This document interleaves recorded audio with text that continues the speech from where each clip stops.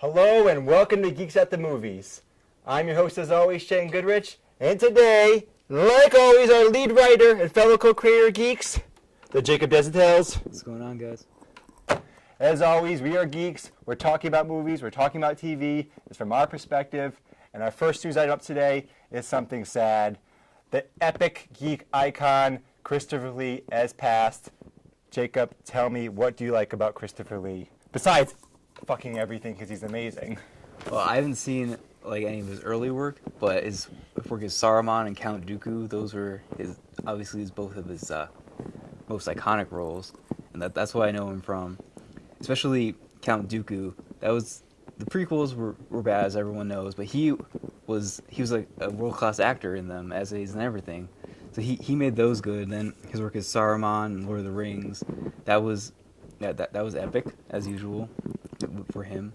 And I haven't seen anything, but he was also Dracula a lot in some of his earlier work. I've seen clips of him in the Dracula. I'd yeah. actually like to see I think this is like the late 70s version that he was a star in. Yeah, I like to see those too. But it's really sad because we don't get to see him in any more epic roles. And I think he still holds the world record for most movie roles, for an actor. I'm pretty sure that. Really? Yeah. He was 93, so he had a lot of time to do that. He had a long career. Yeah, he lived a full life. And also, for Saruman, the Lord of the Rings was something I was interested in, but seeing him on screen, as that character, that really drew me in because he was a perfect villain. He was a perfect villain for that. He knew how to play villains. He was the man with the golden gun and the man with the golden gun for James Bond. So it'll be sad to not see many of those roles anymore. And we're going to talk more about that later in the show, his role as Saruman in Lord of the Rings. But something else that I think we should mention, one of the reasons he is such a geek icon, and we can see both of us today are wearing some heavy metal shirts, he was also well-loved in the heavy metal world. His power metal stuff, it was terribly cheesy, but epically awesome. Yeah. I think we can all agree. His Christmas albums, his voice, he had a voice kind of like James Earl Jones, that very deep voice, that brooding voice. And when I first heard that did you know that Christopher Lee sings? I'm like, yeah, okay, sure, he's saying this is gonna be some cheesy thing, some like little. No, it's serious. He's part of a band. He has music videos. He puts out albums. He's also was interested in the occult. He had a library of over 3,000 books for the occult. This man had a variety of interests. He was a really interesting character, a geek icon. And for me, I mean, Count Dooku is a big deal in the geek world because he added legitimacy to the Star Wars universe. Yeah. I hate the prequels. I think they're terrible. When I saw him on screen, it was better. But for me, it was his role as Saruman in Lord of the Rings. But we're going to talk about that later. But rest in peace, Christopher Lee. We love you. But now on to some happier news. 12 Years a Slave and Serenity actor Chiwetel Ejiofor has been cast as Baron Mordo. Baron Mordo, is that how it is, Jake? In the upcoming Marvel film Doctor Strange. The character is normally a villain to Doctor Strange, but the studio stated the character will not be as villainous as he is more of an amalgamation of characters for the Doctor Strange comics. I don't know anything about this. Turn to our expert. Tell me. What's the deal? Well, in the comics, Baron Mordo he's basically like one of Doctor Strange's like arch nemesis, and he was an apprentice for the Ancient One, who was also Doctor Strange's master. Well, let's pull this back just for a second. Okay. Doctor Strange. Tell me about Doctor Strange. Okay. I'm a novice here, folks. Okay. Doctor Strange was this neurosurgeon, he's kind of like Tony Stark in the beginning. He was really like arrogant and kind of an asshole. So, but then he got into this accident where his hands got crushed. So his career was over. So he went to Tibet because just go to Tibet, I guess. And he sought out the Ancient One, who's like this guy like way up in the mountains. In the movie, he's played by a white woman. But so he goes to the mountains. Then he like teaches him like the art of magic, and he learns how to repair his hands. And then then this other guy, Mordo, is also an apprentice. I think it was at the same time. I'm not sure. Then he kills the Ancient One, and then because he's like really jealous, or because he made Strange, the Sorcerer Supreme. In Ancient One, he's had magical powers of some Yeah, sort? yeah. He's the Sorcerer Supreme. Then when he dies, he passes it on to someone else, and so he decided he was going to pass it on to Doctor Strange. So then Baron Mordo killed him, and then they get into this. Then he becomes like his arch nemesis. So then in the movie, it sounds like he's not going to be that evil, but I actually want him to be evil because Chiwetel Ejiofor plays a good villain because he was the villain in Serenity. That was a really good role. So we'll see how it goes because he's going to be a bunch of different characters. We'll see how that is, but I want him to play a villain. Now, what do you think about you mentioned the casting of the Ancient One has now become a white woman. I can't remember the actress's name. Yeah. What do you think of that change from the Asian role to white woman? People say, oh, there's another example of what we're whitewashing. Hollywood's whitewashing cinema. Why couldn't they get someone that actually fits the character? Why they need to get a white woman? Doesn't make any sense.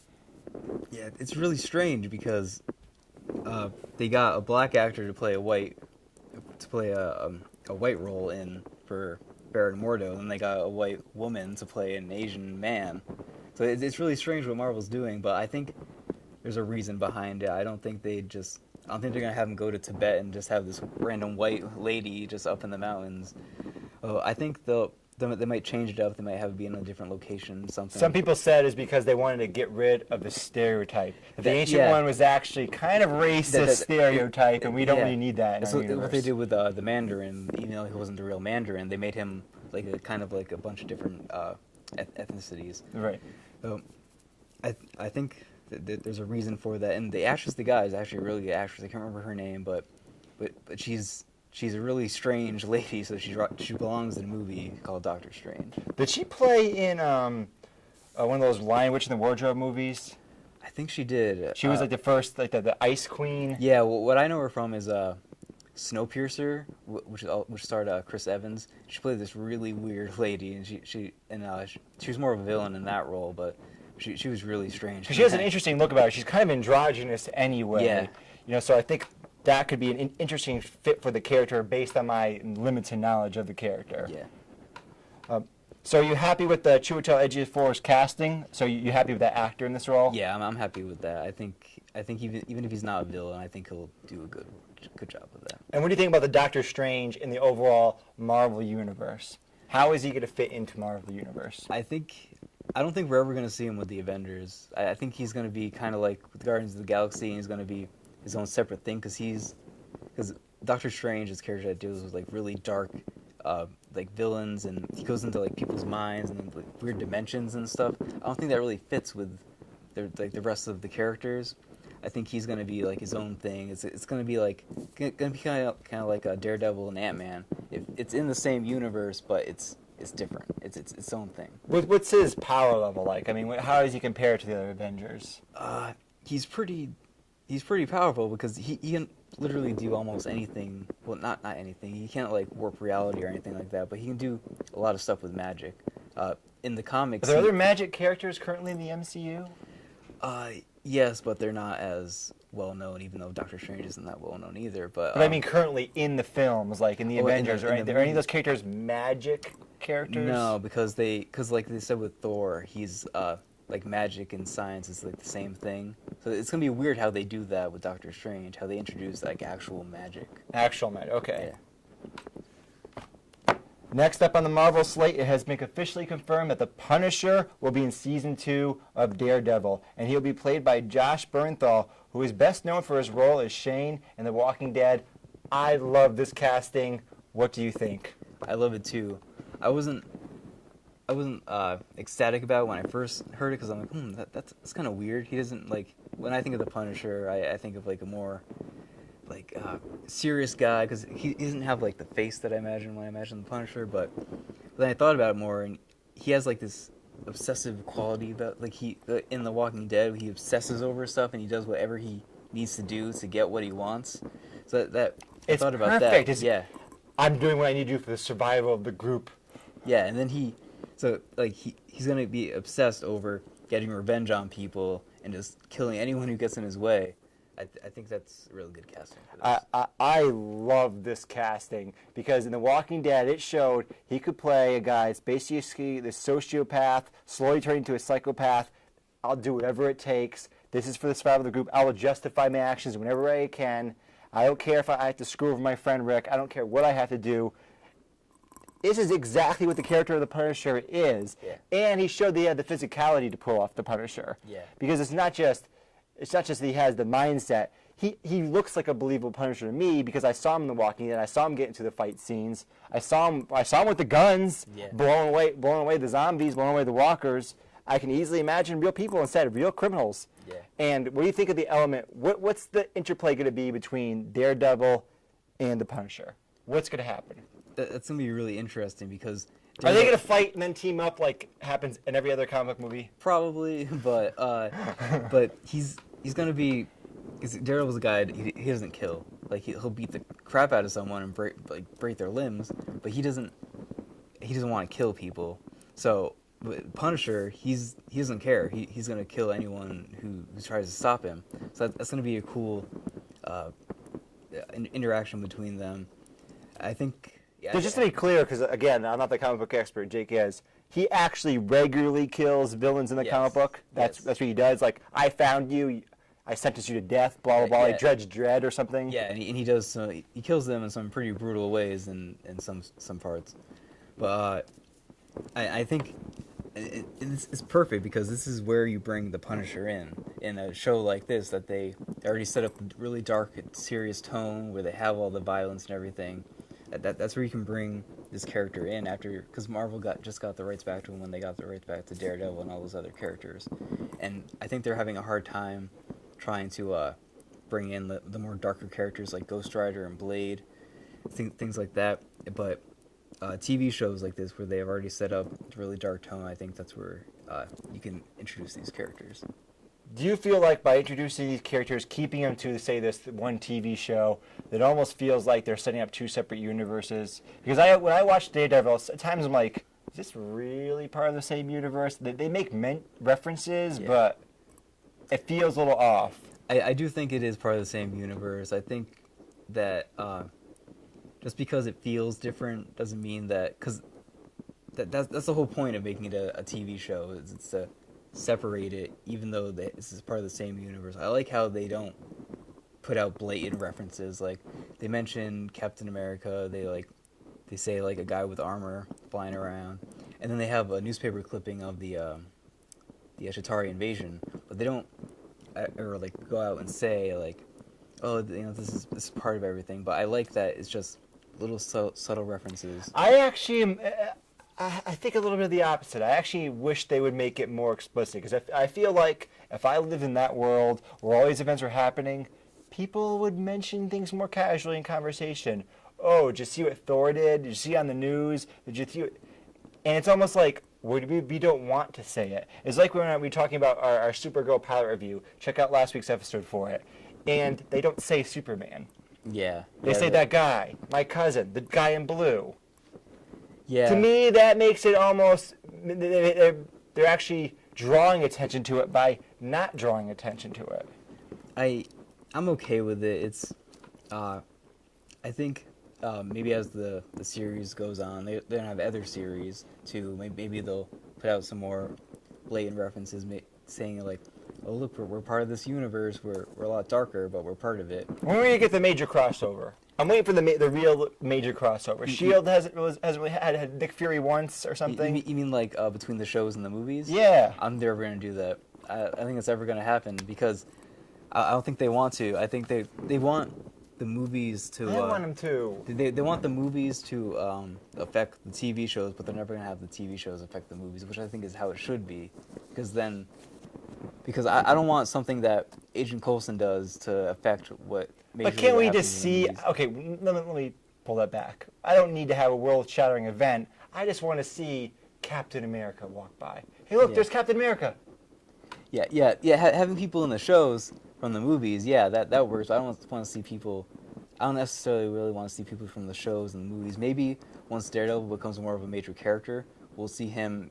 Maybe we could see like him have a cameo in Civil War. That'd be cool. Like as Matt Murdock, like in a court case. Ooh, Yeah. that'd be excellent. I'd love to see that. Yeah. That's the kind of crossover I would want to see with this. Okay. Now for a special moment at Geeks. We have a new geek on the geek team. Joey, come down here. This is Joey. Lacasse. I keep forgetting his last name. I'm sorry. Say hi. Here's Joey. He's our cameraman. He's the newest member of the Geeks team. You'll see his name on the credits. Back to work, Joey. Cool.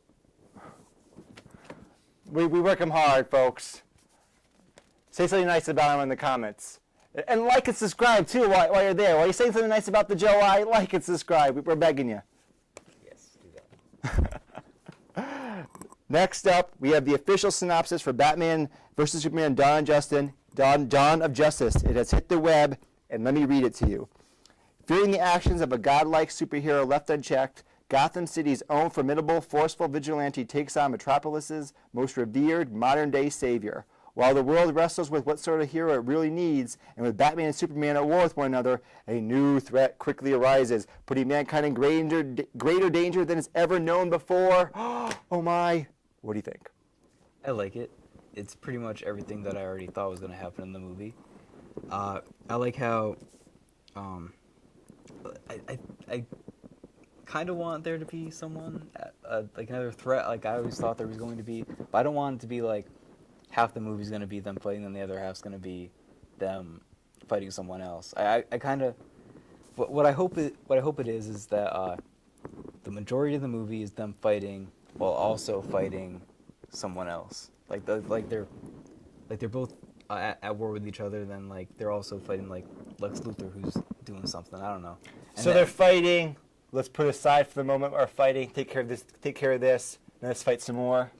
Yeah, and then or like he's Lex Luthor. Let's say he's the threat. Let's just say that. So like he's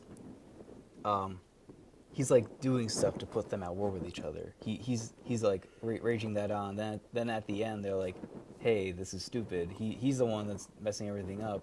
And then the last half hour or 20 minutes they go to take him down. I'd be fine with that. What about the appearance of Doomsday? I've now heard this predicted by a number of people. There's some leaks. Yeah, is this true? I don't know. There's people saying that that's definitely going to happen. But I feel like he's too big of a villain to be in a movie called Batman vs. Superman. I don't know much about comics, but even I know he's a big villain. Yeah, he's the guy that kills Superman in the comics. I maybe it was just like he's like kind of like a mini Doomsday. Like he's not as powerful. A mini Doomsday? Like he's like the first. Could he just be like Thor in Guardians of the Galaxy? We see him in a cameo. He's Yeah. manipulating the strings, but there's some other lower level baddie that they take out easily. You mean Thanos? Thanos. Yeah. But yeah, I'd be fine with that if he was just like the muscle that, but then I want to see him as a bigger role in another movie. Like if they introduced him, that'd be okay. But personally, I wouldn't want him at all in it. Like, Is Batman vs. Superman Dawn of Justice? So, we're going to see other members of the Justice League in this movie. Yes. Do we know who is in this movie? Wonder Woman, Aquaman, and then we're gonna see the kid that plays Cyborg. But I don't think he's gonna actually be Cyborg in the movie. I think it's just gonna be him as a football player. So, I don't think any of them are gonna play a big role though. But it's the Dawn of Justice, so what is that? What is that about? Well, I think Wonder Woman's gonna play the biggest role out of the three people that are gonna be in it. I think she's gonna. Maybe this is what will happen. They'll like reference Wonder Woman early on in the movie, and then she'll actually come in and fight the bigger threat at the end with them, and then Aquaman maybe shows up. I don't.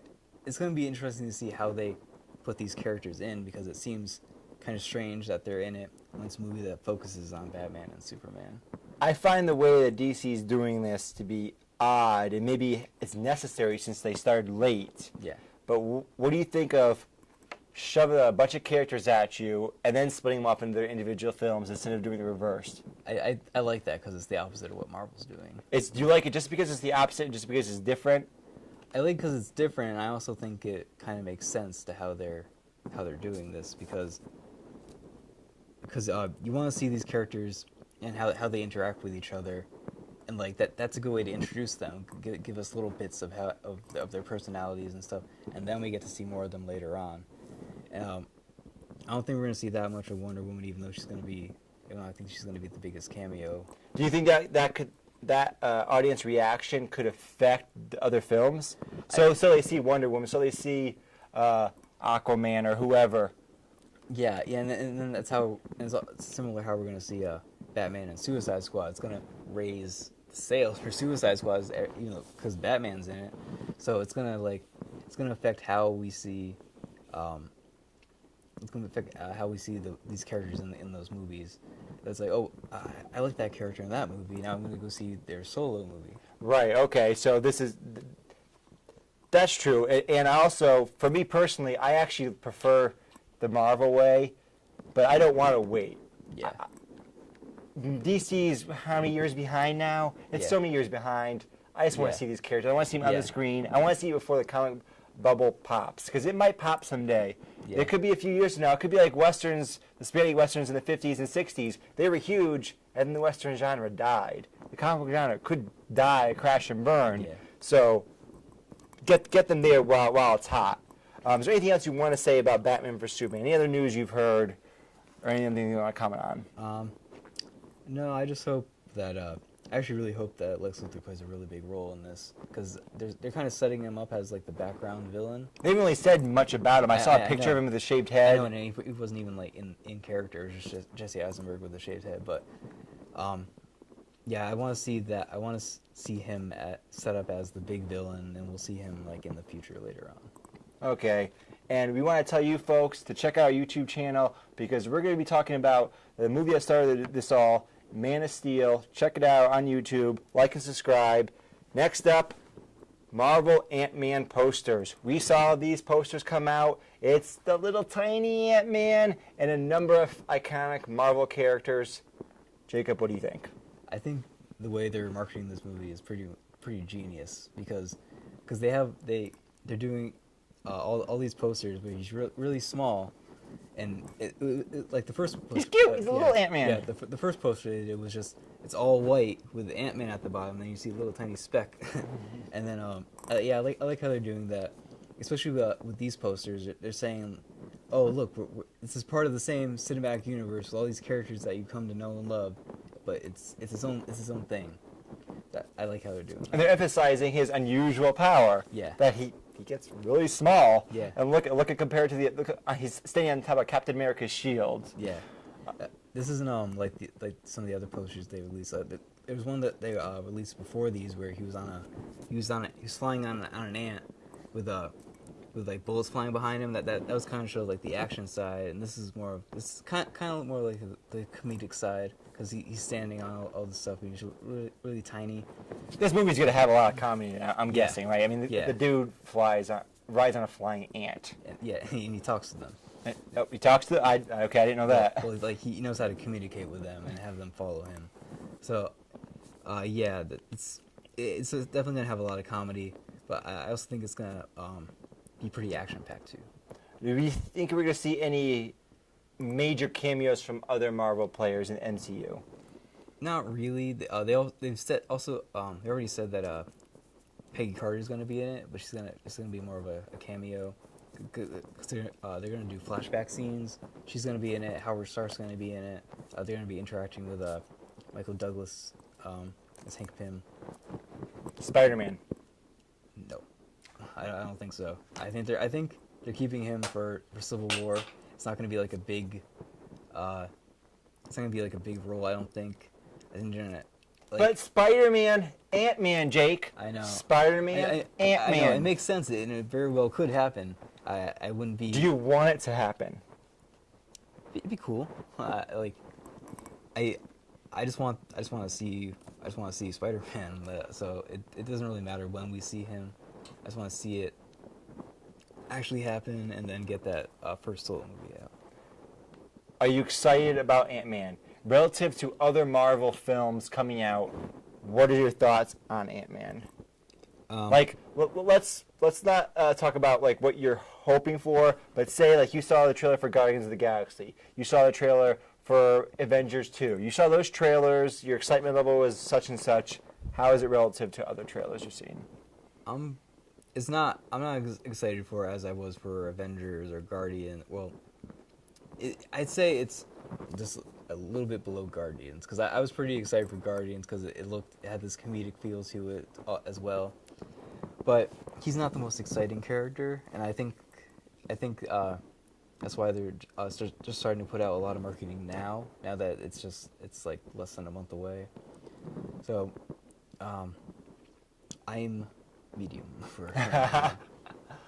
I am slightly above medium because Marvel has proven itself over and over again. Even the films that I don't think are that great, like maybe Iron Man 2, the first Hulk movie, I still actually enjoy watching them. Yeah. They're still just good for what they are, and they're made better by the fact that they're part of this shared universe. Yeah. So whenever I watch anything that has to do with Marvel, it's like, even if the worst case scenario, this is garbage, I still feel like I didn't waste my time completely because it might tie into something else, which I really like that part of Marvel.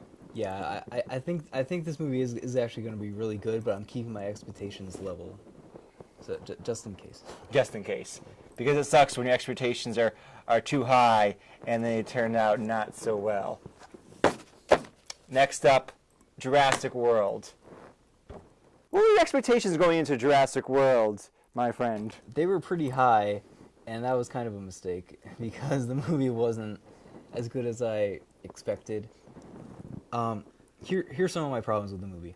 It was it had a really good aspect to it that I was really excited that they were going to go into, which is the aspect that dinosaurs have been around for a long time now, and that so they're not like special anymore. There's this poster for the movie where it's the big thing in the tank swimming around. There's a kid in front of the tank texting. Right. So that was there was big fish. Yeah, that was really interesting to me, and they kind of did that. That's why. And that I did buy that. Like some people are like, "Oh, come on, they're dinosaurs." You get Yeah. used to things. You get used to things. Yeah, and they kind of did that. That's why they made the big dinosaur. That's why they made it because it's another attraction that people get excited for again. But they didn't go into that so much, and it didn't tie together, and all the characters were pretty much idiots. That you can come to expect that from a Jurassic World movie, but they were pretty dumb in the first movie. I'll admit. I love the first movie. The characters' actions oftentimes are not believable. If there was an opportunity to make a mistake, they made a mistake. Yeah. And I felt they did the same thing here. If there's an opportunity to do this incorrectly, they did it incorrectly. Yeah. Another thing that I didn't like was the action in the movie. I think I know a lot of people like the action. That's why they went to go see it. But it felt just really jumbled up. The whole movie actually felt pretty jumbled up. Just all like they were trying to get like as many ideas out as they could at once and just like put it all together into one big. I felt there were too many plot lines going on. There's a little too many characters trying to get a moment in the film. There was one thing. I won't say what it is, but it just felt so out of place. It was the kids. They dropped this line about something that's going on with their family, and it didn't go anywhere from there. I know what you're talking about. So there's an example of a scene where they set up something that seemed to be like could be an important plot thread, something you'd expect. Okay, they're going to expand upon this. This is going to add depth to the characters. Yeah, and never talked about again. And that's the thing. Okay, I love Chris Pratt as an actor, and I actually liked his acting in this movie, but I hated the character. It didn't have any depth to him at all. No. He was just... I saw this thing. He was supposed to be like a mix of Alan Grant's character and Jeff Goldblum's character. He was supposed to be like that kind of mix. And I think that was a mistake because I want him to be his own character. Yeah. I want him to be his own guy. And there was also this cover for a magazine before the movie was released with him with the baby raptors. I was like, oh, cool, maybe they'll go into his past and show how he like raised the raptors and everything. No, he just knew how to raise them. It was kind of weird how they did that. And he was also kind of a dick. I didn't like how he treated Bryce Dallas Howard's character, I didn't like that. Like he was kind of a sexist asshole. It was kind of weird. I don't know, and actually liked her character a little bit, even though she was kind of an idiot and she didn't, and it was kind of her fault that this whole thing happened. But most of the characters I felt like they fit a cliche. Yeah. They had the cliche bad guy. Here's the bad guy with the bad ideas. They had the two lovable kids. They're innocent. They're out in the wilderness. They had the boss character that he's really a little too optimistic about what's going on and not too serious enough about what's actually happening.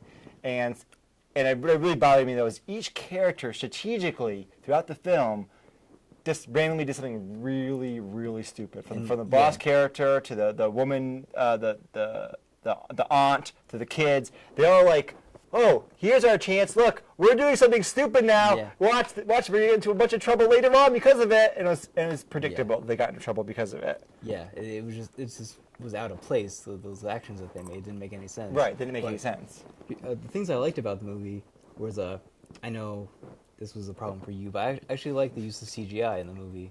It didn't bother me that much, and they actually had some practical stuff too. They had some animatronics for some of the dinosaurs. Very little animatronics. Yeah, don't hype it up, Jake. Very little, but no, that's something they need to do. They need to use CGI. It's cheaper. I don't give a damn if it's cheaper. This movie probably had some massive budget, and it's making tons of money. It's dinosaurs. They could have looked back at Jurassic Park and gone, look what Jurassic Park did. I don't expect them to use all the practical effects Jurassic Park. I know that's not going to happen. But there was some scenes where there were close-ups of, say, the raptors or other dinosaurs. Like, why didn't you just do that with a practical effect? And this interaction right here would have been more believable when he touches them. Like, hearing me touch, it's like, oh, he just used practical. And they did use it at a point. There was practical where they touched them. And I'm like, oh, look, they're actually, they're touching. I can see it. Yeah. It was, the special effects that I felt like they were used a good amount. It didn't bother me that much. I'm piling on. I shouldn't say that they were terrible or anything. They were pretty good special effects. Yeah. A lot of it was more. My problem was more of the direction. So, for example, you'd have these dinosaurs in CGI, but then the camera work with the dinosaurs made it problematic. Sometimes it was difficult to see some of the dinosaurs, and I wanted to clear shots of certain dinosaurs that you might want to see, you really want to see. Sometimes you don't really see those dinosaurs, and then there's certain action scenes, like you said, they're chaotic. So I'm like, whoa, but can't really tell what's going on right now. Wait, oh, that guy gets hurt. Oh, wait, what? That bothered me. I wanted a little more clarity. I wanted to see it more in the broad daylight, the stuff. Yeah. The overall, the movie was okay. I liked it a fair amount. The plot and the story was not directed in a good way. It wasn't the story. What it could have been wasn't told as it should have been. You know? A lot of times it seemed like they're trying too hard to play like the homage to the original Jurassic Park. Yeah, they're trying to hit the same beats. Yeah, there's a lot of references in this movie, and there's a lot, and yeah, like you said, they're trying to do like, oh, let's do that kitchen scene again. You know, it's like that. But they never, none of the scenes, some of the scenes are very blatant ripoffs of the original movie, and they always feel to me like they're just not done as well. Yeah. So it's not just that they're just copying from the original movie. Okay, fine, copy from the original movie. But then they just don't pull it off as well. Yeah. So, what's your score out of 10? Out of 10? Whoa, we haven't decided yet our scoring systems, but I'll double my score since I was going to do it out of 5. I'm going to go 4 out of 10. I'm going to do 6. 6 out of 10. Because for how I'm going to do it is if it's above 5, I'm still going to recommend it. I recommend you go see it. Judge it for yourself. A lot of people really like this movie. That's true. A lot of people will concede. The Joe I right now is saying how much he loved the movie. Yeah. Or it was good enough. A lot of people like this movie. That's why it broke the world record for opening weekend. And actually, this is correct to say. I'm not sure how many people I would say loved the movie. Yeah. They're like, I liked it. It was fun. And almost everyone goes, yeah, did they screw things up? They pretty much everyone admits that it wasn't some great it wasn't Schindler's List. Yeah. Well, what I think people are saying is they're able to suspend their disbelief, Right. and just have a fun time. Who cares if they make some Yeah. dumb decisions? I want to see dinosaurs eating people and Yeah. fighting and doing cool stuff. That's all fun, but for me, I want a little bit more depth. For me, I want a lot more depth.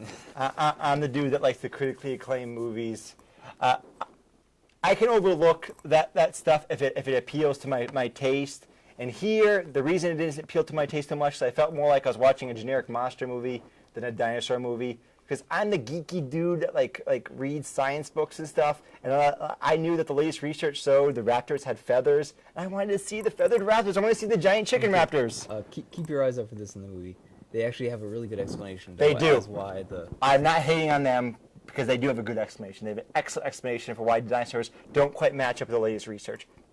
yeah. Well done, sir. Well done. That director, that's one good thing he did. Yeah. All right, so go check it out. A lot of people liked it.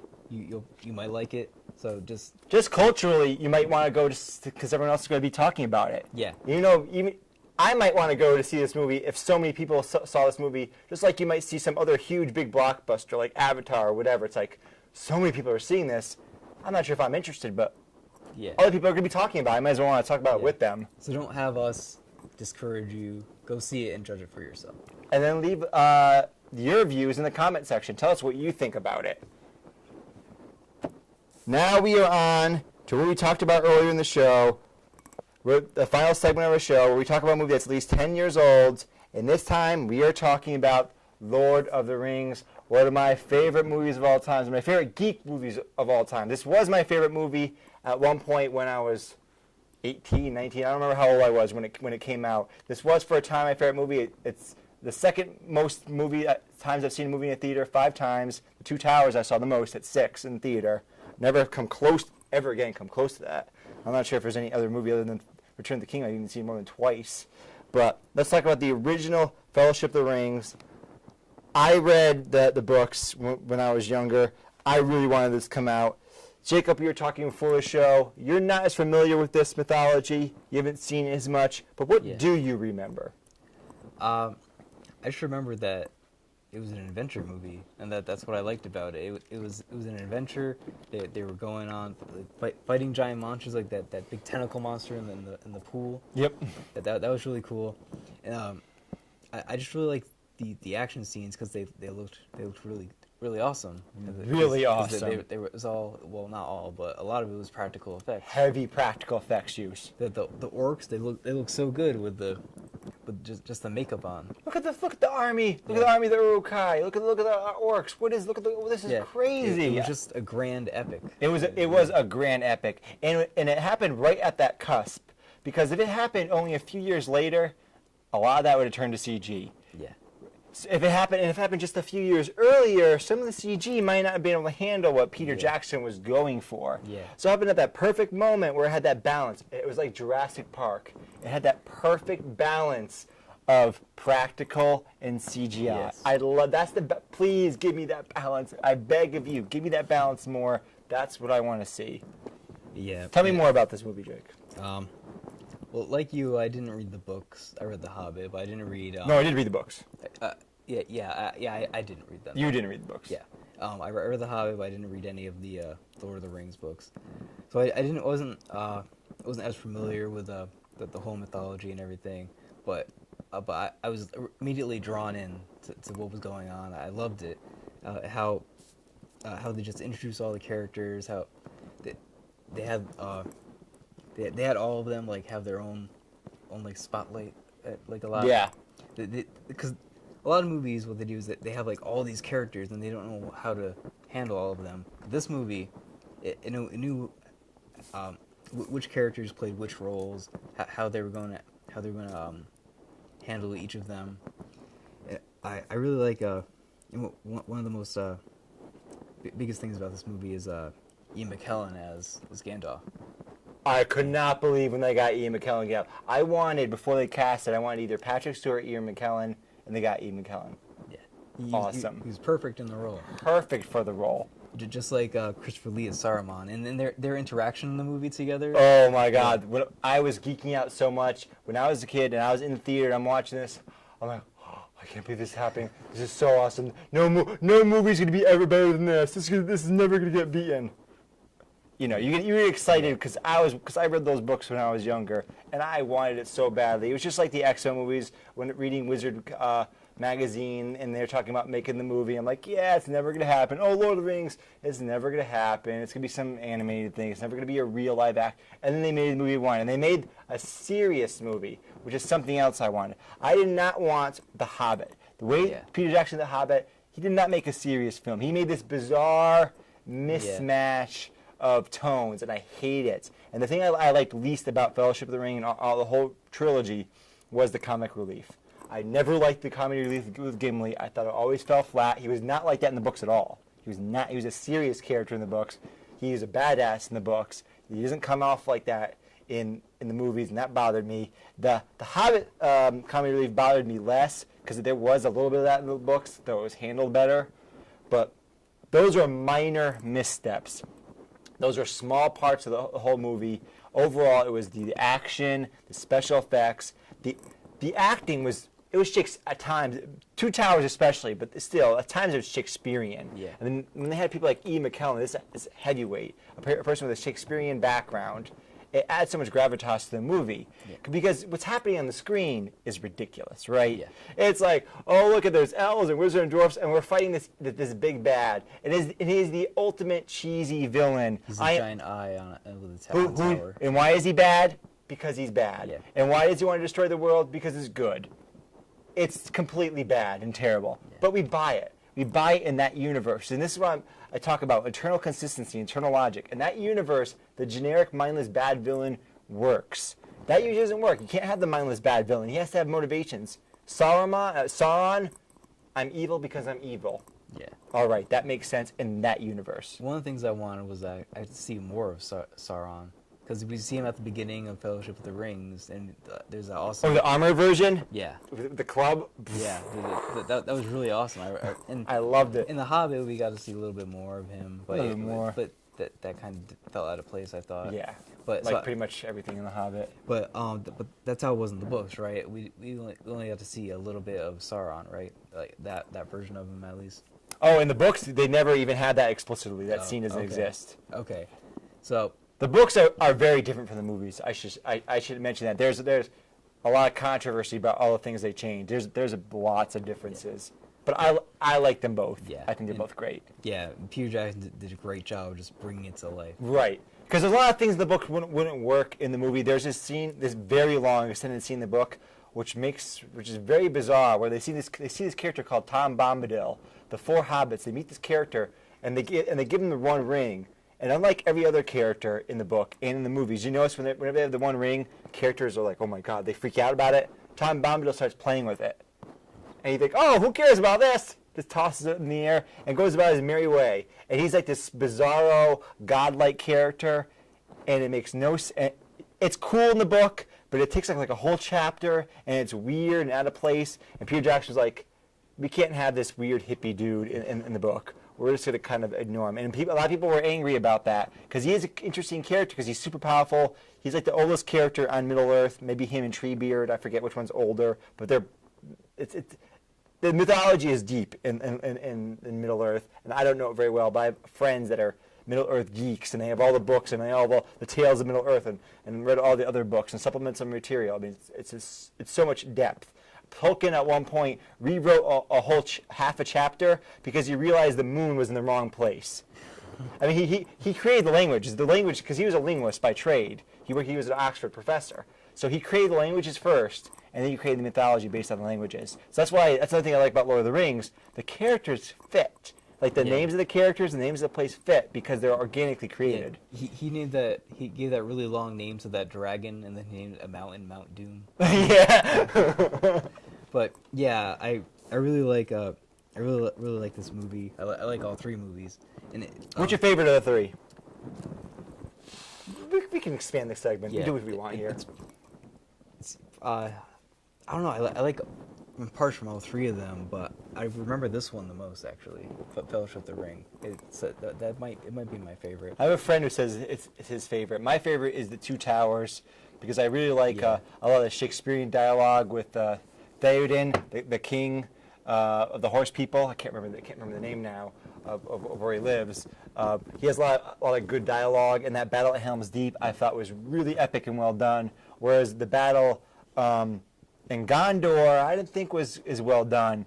I thought at times it was rushed, and then they brought in the Ghost Army, and it's like, wait a second, why didn't they just bring the Ghost Army to wipe out Mordor? It was a little bit too neat. And there's the thing, why didn't they just take the eagles but right, the magical eagles that can solve all your problems.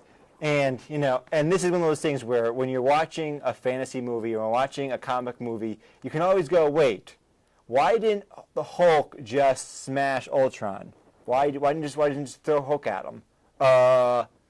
You have to overlook some of these things. Why didn't they use the eagles? Yes, it seems obvious.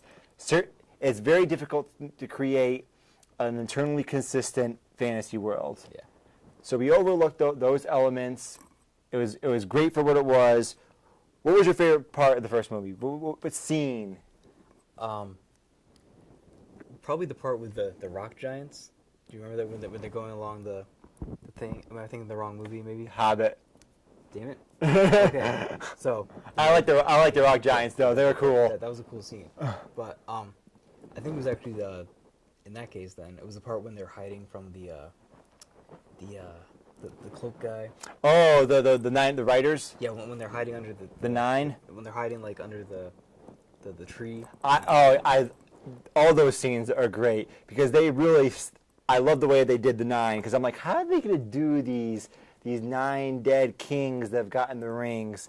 I thought they did a good job. They had the shrieks. Yeah, and just, when they're hiding under that, and now it just like peeks over the edge. It's ominous. Yeah, it's very ominous. I love how dark those things were, how menacing they were. Those were really cool. My favorite was Gandalf's epic badass moment. You shall not pass. Yes, of course. How can you? Yeah. Oh my! It's so ridiculous. You got the beast. It's 50 feet tall. The Balrog. It's coming down with the sword. He blocks it with his sword and staff because he's a total badass because he's Gandalf. And that's another thing I loved about the movie. Gandalf is a badass. And this is how he is in the book, too. He's a total badass. Because he's like an old man. But he busts out a sword. He's dual welding. Bam, smash. It is amazing. Do we have anything else to say about this movie that starred Elijah Wood, Ian McKellen, Christopher Lee, and directed by Peter Jackson? Anything else? Anything else you want to say? Just that if you haven't seen it, go see it. And the other 2 movies, extended editions too, do that. Oh, the extended editions are excellent. I love the extended editions. I love the extra scenes. I think it made sense that they didn't put it in the actual theatrical releases. Because that's like 4 hours long. Yeah, exactly. And I don't think of some of the more casual movie-going audience, they might have not responded as well. Like, this is kind of just a boring scene. But it was great for the fans. That's something I want to see with Avengers. I want to see with other movies I like. I want to see this extended edition. I want to see it continue. Is that it about Lord of the Rings? That's pretty much it. Go watch Lord of the Rings, Fellowship of the Ring. Do that. And now is the time where we want to thank you for tuning in to Geeks at the Movies.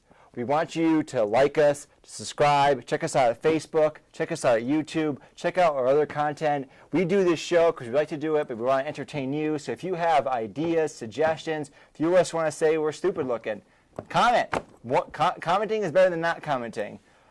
Is there anything else you wanted to say, Jacob? Just make sure like and subscribe. We want to get a real fan base going. Real fan base because we want to grow this franchise. But otherwise, that is it for today. Thank you. We will see you later. It's that sick behind the scenes action. Can I talk? Yeah, you can talk. This is the Joe Eye. A newest member of Geeks, the Joe Eye. It is amazing. Look at our behind the scenes setup. Oh, what is this? Oh, this is crazy. This doesn't even make any sense now. Am I hallucinating? Uh-oh, uh-oh. Whoa, we talked about this today. Oh, yeah.